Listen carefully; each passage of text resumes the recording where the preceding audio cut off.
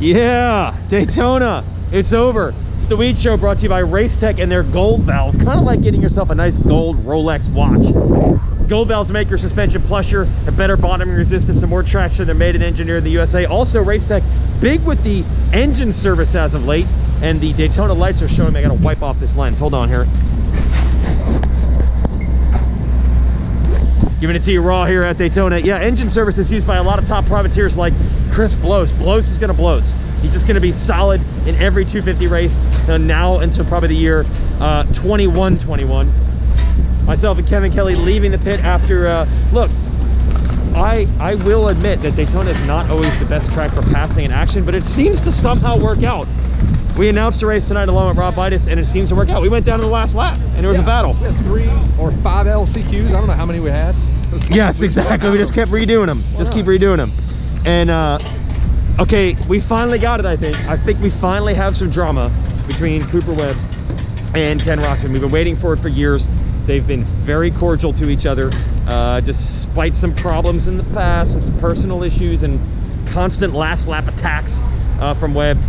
Webb drove Roczen high, and Roczen was incensed. You could tell he wanted to get him so bad, and a couple times, Kevin, I thought he was gonna get him. He got right there to him, but yeah, it's just the opposite. It's like you played a race in reverse. He made the pass on the first lap instead of the last lap like he normally does, so he flipped the script. yes, that's right. Webb pulled the magic on the first lap, but he did have a little last lap magic left, because he did manage. It is so windy and cold here. It's not actually enjoyable spring break Florida weather.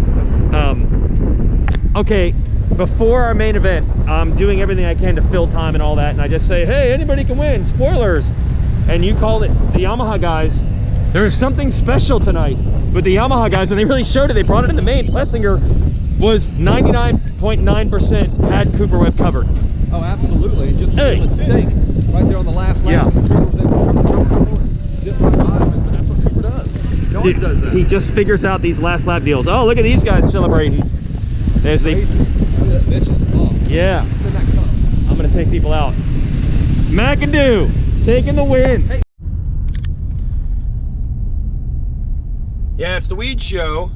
This is a little bit different. This grass mound is the back of turns 3 and 4 of the NASCAR track. This is the back side of Daytona, the side you don't see much. This over here is an airport. You want to know how big this racetrack is? It has an airport built in, like a legit airport. Like you can fly anywhere from the world, and I can fly direct actually from Charlotte, North Carolina to this airport, which is right here, and the backstretch for the racetrack is here. You could literally land and come right into the racetrack on foot. Now hold on, I gotta check in. We're checking in for the Ricky Carmichael Amateur Supercross this morning.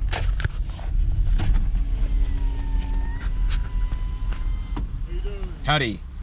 Are you going across the track? Or? Yeah, if I can. Yep, do the backstretch. Do you have the green band? Yeah, it's in here somewhere. The COVID thing. Yeah, that's it. Got it. All right, thank you. Good. Thank you. you.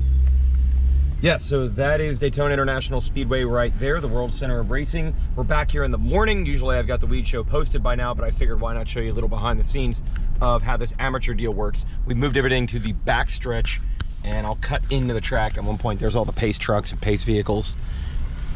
Classic burned out Sprinter van. So how about the racing last night? You know, Daytona, it's very odd how it shapes up.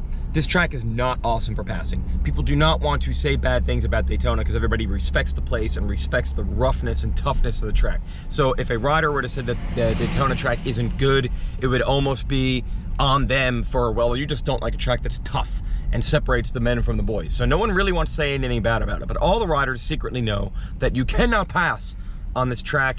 There's a variety of reasons for that. They keep, I think, losing space. The track keeps getting narrower. They have to work around sprinklers and the pit lane that's been widened, and they can't go up, well, normally near the fans. They didn't have as many fans this time, et cetera, et cetera.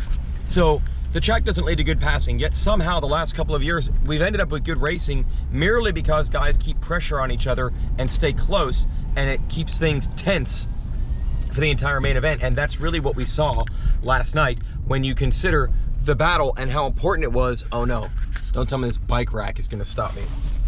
Well, how am I supposed to get across the track? The security guard said I could do this. It was so critical, the start, and Eli Tomac in one fell swoop at a track that he's very good at suddenly found himself up front and he wins for the 5th time. And now it leads to this whole discussion. Does this mean that Eli Tomac is back? Now, as far as the points are concerned, it's going to be tough for Eli because he's still nearly a full race down in the series. But with a win, there's some momentum. But remember, this is Daytona, so it's a track that he always does well on. Literally, he is now a 5-time winner at this track, and he's tied Ricky Carmichael's all-time mark. So that pretty much says it all as far as his resume at this facility. Second of all, Tomac started up front, and I don't even know for sure that would have happened. It wasn't necessarily just a start. It was Cooper Webb doing what he had to do. He moved Ken Roczen wide in turn 2 to try to shove his championship rival to the rear of the pack. Some people probably don't like that. If you're a Roczen fan, you don't like it. If you don't like Webb, you don't like it. But on the other hand, I feel like championships are on the lawn and I want to see some action and some desperate moves. How do I get over there? Are you with amateur? I am an announcer for the amateur race, so how do I get there? Go to gate 50, or gate 60 over that way. So that's where I started. So that part is open? Yes. Ah, shoot. I got the inside closed. Ah, so it's the exact opposite of yesterday. Yesterday this was open and that was closed. No, that was open all day. Both of them were. That was for Oh, I drove through here yesterday. Shouldn't have. We didn't have a proper credential. How much more of a credential can I have besides track announcer? You need your Supercross wristband. You mean this one? Yep, that's what you would have needed. Yep. But it won't work today. No, because it's closed. Oh boy.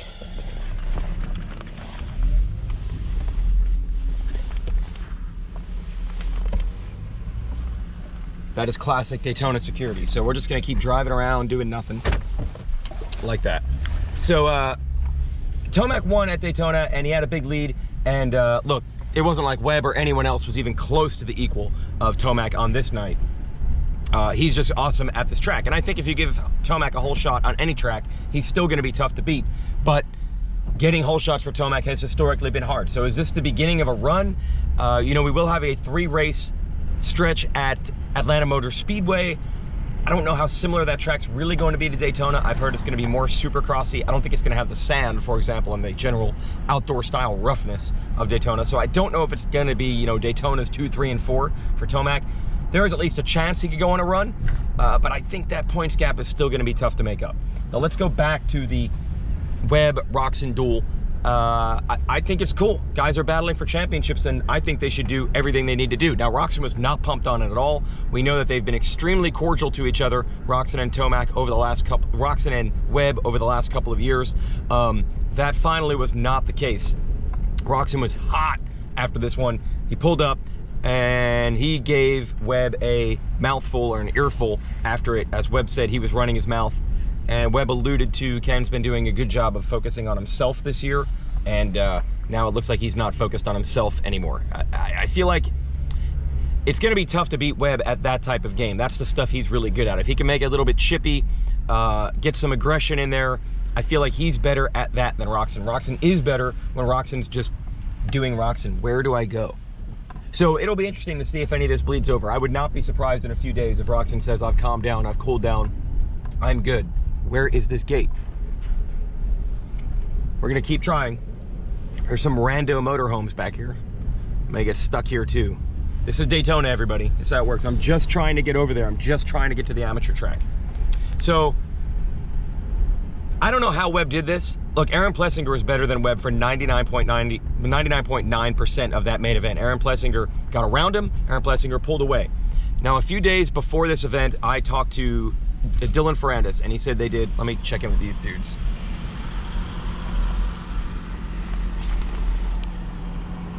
I'm just trying to get across. Are we good? I'm just trying to get across. I'm one of the announcers. I'm gonna wait in line. What do you mean? So I can't just drive through? Yes.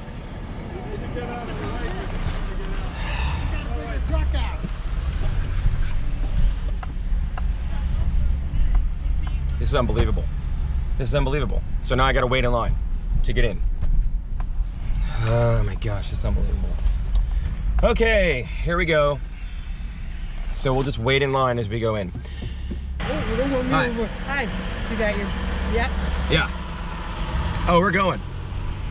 Now they're yelling at me for being too slow after making me go to the back of this line. I don't know how I could have temperature checked any faster than that. Oh, we're going across. We're on the backstretch of Daytona. We finally made it. Here it is. Here's the backstretch. Here's where Brad Keselowski and Joey Logano were wrecking each other as teammates at the Daytona 500 a month ago. Look, there's a stack of tires over there. What, is that to prevent someone from getting on the track? And I'm gonna take this family minivan and go out there. So I talked to Dylan Ferrandis leading into the race. The Star Racing Yamaha team has purchased the goat farm from the Carmichael family, and they're going to turn it into their full-on race shop. They will operate out of Florida for the next season, for 2022. As of now, they used it for a few weeks to ride. They finally got it to the point where they could go ride there in between Orlando and Daytona. And Ferrandis said they made huge changes to the motorcycle, and he said it would be much, much better starting at Daytona. And Ferrandis was better. He was second fastest in qualifying. He looked awesome in his heat race. He said the excuses are done. It's time to get the results. Well, unfortunately, he didn't. Another horrible start for Ferrandis. Remember how bad Ferrandis was at starts in the 250 class? If it remains that way in the 450s, he's really gonna have a tough time. No one can start horribly and come through and win races. Ask Eli Tomac. But his teammates, they were the ones that showed how much better the bike was, because Malcolm Stewart, he was giving Roczen all he could handle for most of that main event, and Plessinger had Webb beat. If it's not for Webb's just straight up magic late in the race, the usual Webb wizardry, he would have finished second. First ever podium for, it's a sweet old Honda there. It's like a McGrath looking 93 bike. If it wasn't for McGrath's, if it wasn't for Webb's mastery there on the final lap to steal second, it would have been a second place finish. I feel like Plessinger and Stewart really showed that they can be players and get in between these guys and steal points, and that's going to shake things up as well. You just don't get any more genuine, by the way, than Plessinger crying on the podium, making jokes on the podium, saying do it for Dale, he's got a baby coming. That guy is everything you want in a personality of the sport. The only thing he cannot provide is a way for me to get to the parking area I'm looking for, so I can finally start announcing this Ricky Carmichael Amateur Supercross at Daytona. So here's what we got. So many storylines leaving. You have Tomac potentially back, maybe.